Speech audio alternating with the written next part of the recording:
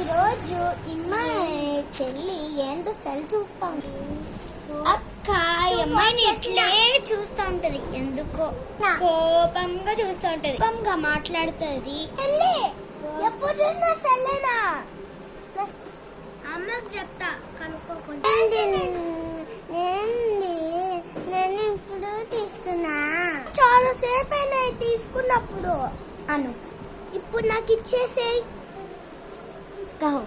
సరే ఇప్పుడేనా? తీసుకో. అంటే నువ్వు ఎలా అయింది అను. కాదు, ఇది నీ వల్ల అయింది. పోయి అమ్మకి చెప్తా ఉండు.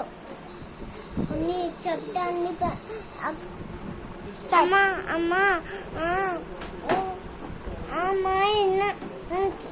పడేసింది ఫోన్. ఏంది అమ్మాయి ఫోన్ పడేసిందా?